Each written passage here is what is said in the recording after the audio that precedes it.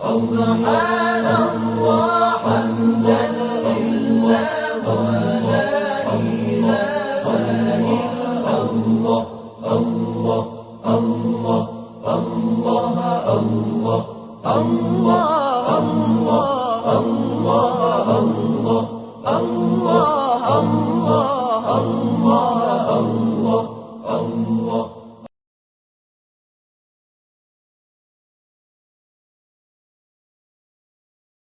A'udzu billahi minasyaitonir rajim. Bismillahirrahmanirrahim. Alhamdulillahirabbil alamin wassalatu wassalamu ala rasulil azam Muhammadin sallallahu alaihi wa alihi wasallam wa ala ahli baitihi thayyibin tahirin. Aqulu lakum assalamu alaikum warahmatullahi wabarakatuh.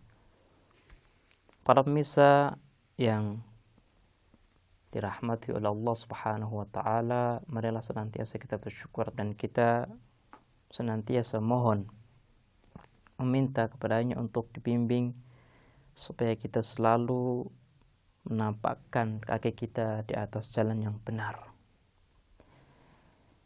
Pembahasan kita masih berkaitan dengan imamah, terkhusus mekanisme menentukan seorang imam. Kita telah menyebutkan bahwa perkara khilafah itu bukan urusan manusia, tapi urusan Allah Subhanahu wa taala. Ketika urusan Allah, maka argumentasi tekstual yang dijadikan sandaran bagi mazhab Ahlus Sunnah wal Jamaah tidaklah tepat.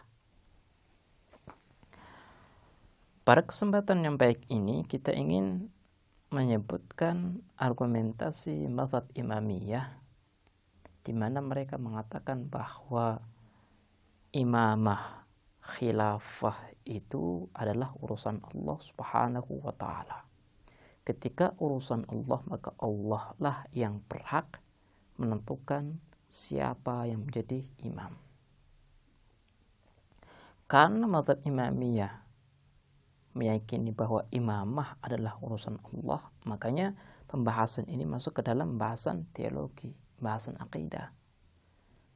Tidak seperti mazhab Ahlus Sunnah wal Jamaah, karena menganggap bahwa perkara khilafah adalah perkara umat, makanya mereka memasukkan bahasan imamah ke dalam bahasan fikih syariat.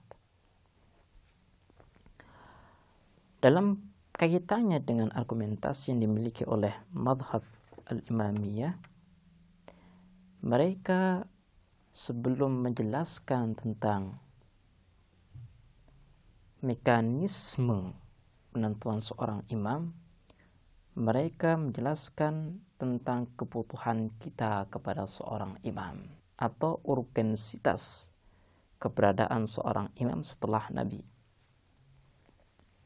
Mereka mengatakan kalau kita meneliti tugas dan tanggung jawab yang dimiliki oleh seorang Nabi, maka kita bisa menyebutkan beberapa hal yang harus dilakukan oleh seorang nabi. Yang pertama adalah nabi itu harus menjelaskan kitab Allah Subhanahu wa taala. Jadi nabi bertugas untuk menafsirkan, menjelaskan Al-Qur'an kepada umat beliau, di mana Allah Subhanahu wa taala dalam surah An-Nahl ayat 44 berfirman, wa anzalna ilaika dzikra litubayyina linnasi ma nuzzila ilaihim. Kami telah menurunkan Al-Qur'an kepadamu dan hendaknya kamu menjelaskan apa yang kami turunkan kepada manusia. Jadi tugas yang pertama yang dimiliki oleh seorang nabi adalah menjelaskan Al-Qur'anul Karim. Kemudian tugas yang kedua, seorang nabi diperintahkan oleh Allah Subhanahu wa taala untuk menyelesaikan problem dan perselisihan yang ada di umat manusia. Di mana Allah Subhanahu wa taala berfirman, "Kami telah menurunkan kitab kepadamu, maka hukumilah perkara manusia dengan kebenaran." Hukumilah perkara manusia dengan apa yang telah turun dari Allah Subhanahu wa taala. Jadi wazifah atau tanggung jawab yang dimiliki oleh seorang nabi adalah menyelesaikan perselisihan umat dengan seadil-adilnya. Kemudian yang ketiga, seorang nabi harus memberikan penjelasan tentang hukum-hukum sesuatu yang ada dalam masyarakat. Karena boleh jadi ada sesuatu yang baru yang sebelumnya tidak ada, kemudian masyarakat tersebut membuat sesuatu yang baru. Dan proses ini, kejadian ini perlu ada penentuan hukum, apakah halal, haram, atau bagaimana.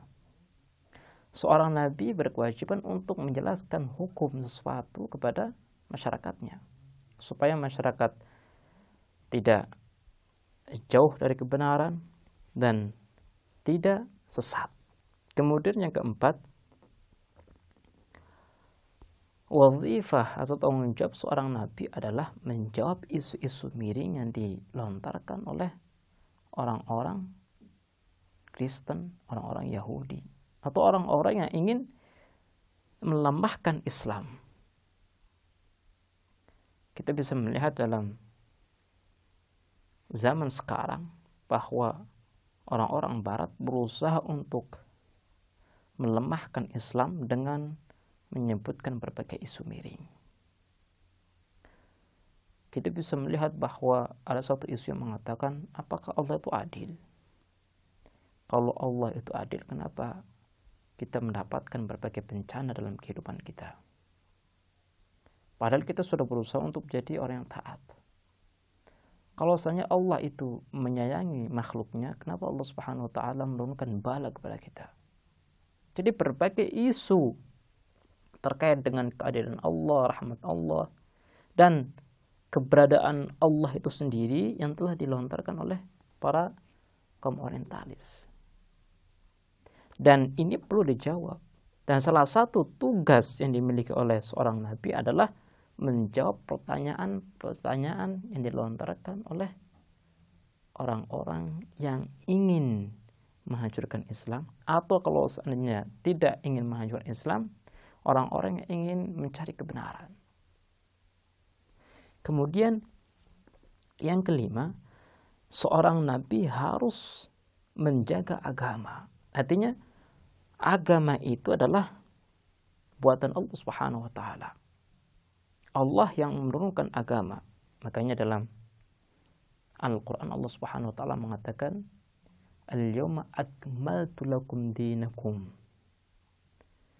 Agama ini disandarkan kepada Allah Subhanahu wa taala. Aku yang menyempurnakan agama. Dan Allah pun dalam ayat lain mengatakan bahwa siapa yang memeluk agama selain agama Allah, maka hal itu tidak diterima olehnya. Artinya agama yang benar adalah agama buatan Allah Subhanahu wa taala. Karena seorang nabi adalah duta besarnya, perantara antara Allah dan makhluk. Nabi adalah penyampai agama, maka nabi ini yang harus menjaga agama yang Allah turunkan. Dengan kita memaparkan 5 daripada tanggung jawab yang dimiliki oleh seorang nabi, maka muncullah pertanyaan dalam benak kita.